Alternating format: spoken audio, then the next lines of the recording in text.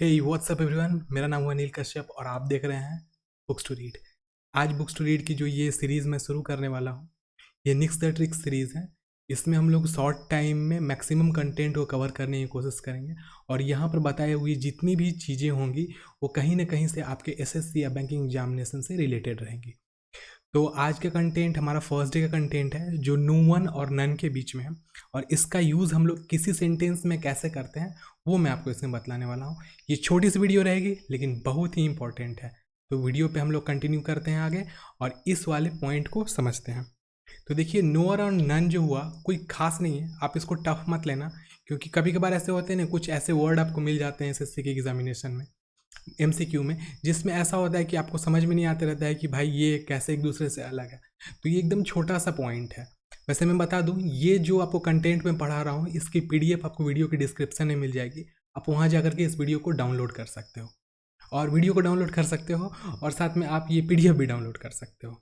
देखिए, सबसे पहले मैं बता दूं, नो वन जिसको नो डैश वन भी लिखा जाता है, लेकिन ये जो नो वन लिखा हुआ है, मैं बता दूं, ये जो नो वन लिखा हुआ है ये अमेरिकन इंग्लिश का एक्सप्रेशन है और ये नो वन जो लिखा हुआ है ये ब्रिटिश इंग्लिश का एक्सप्रेशन है। तो यही छोटा सा एक डिफरेंस है ये नो वन और ये नो डैश वन में। और जिसका मतलब जो होता है नो बडी, मतलब देखा जाए तो नो बडी के सेंस में होता है। अब नो बडी के सेंस में कैसे मैं आपको बताता हूँ। जैसे कि मैं आपसे पूछूं, who has taken your wallet, तो आप क्या बोलोगे? No one has taken my wallet. तो यहाँ पर नो वन का जो सेंस हुआ किस रूप में हुआ कि किसी ने भी नहीं आपके वैलेट को लिया है। जैसे ही कभी आपका घर में मोबाइल खो जाता है, आप मिसप्लेस कर देते हो मोबाइल, तो आपकी मम्मी या भाई पूछते हैं कि who has taken your mobile phone या फिर who has placed your mobile phone anywhere. तो आपका जो रेस्पॉन्स होता है वो आप क्या बोलते हो? No one has taken my mobile phone, I have myself put the mobile phone somewhere in my room. तो हो सकता है थोड़ी सी कन्फ्यूज़न आया आपको, लेकिन यहाँ कन्फ्यूज होने की बात नहीं है। नो वन का जब भी वाक्य में इस्तेमाल किया जाता है तो वो किस सेंस में किया जाता है? नोबडी, मतलब कोई नहीं के सेंस में किया जाता है। और हाँ, इसके बाद क्या होता है, नो वन के बाद कभी भी ऑफ का इस्तेमाल वाक्य में नहीं करें। अब देखिए, नो वन के बाद ऑफ का इस्तेमाल से रिलेटेड यहाँ पर मैंने एक एग्जांपल भी दे दिया है जिससे कि आपको एकदम क्लियर समझ में आ जाएगा। देखिए यहाँ पे क्या लिखा हुआ है, no one wished me a happy new year. मतलब नोबडी, मतलब कोई भी व्यक्ति ने मुझे नए नव वर्ष की शुभकामना नहीं दी। लेकिन आपको एसएससी के एग्जामिनेशन में क्या होगा, बैंकिंग वाले एग्जामिनेशन या एसएससी एग्जाम में ऐसा प्रॉब्लम दे देगा आपको, no one of my friends. तो यहाँ जो ऑफ का एक यूज़ है ये कैसा है?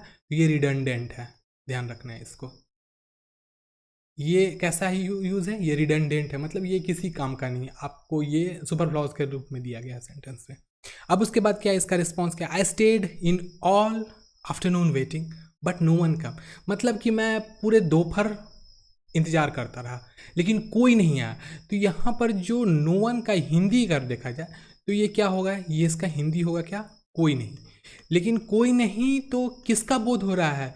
मतलब किसी व्यक्ति का बोध हो रहा है। आप इस चीज़ को ध्यान में रखना, समझ रहे हो आप इस चीज़ को?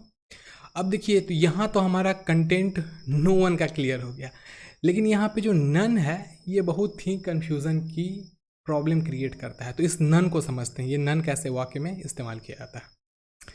देखिए, अब क्या यहाँ पे थोड़ा इसका हम लोग डिफिनेशन देखते हैं। To express the idea not a single of.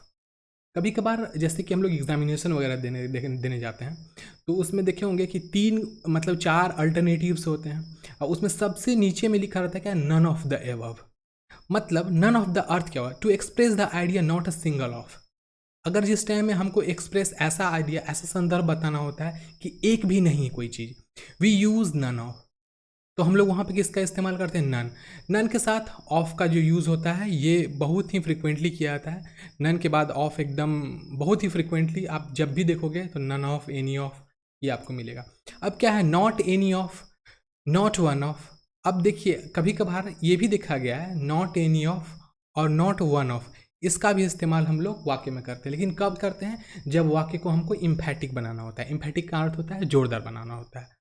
अब not is not used in this way. अब आप सामान्य रूप पे किस रूप में नहीं कर सकते हैं वो एग्जाम्पल में हम लोग देखते हैं। देखिए, देखो यहाँ पे क्या लिखा हुआ है, none of my friend wished me happy new year. तो यहाँ पर हम लोग क्या यूज़ किए हैं? हम लोग क्या यूज़ किए हैं बच्चों? यहाँ पर नन ऑफ यूज़ किए हैं।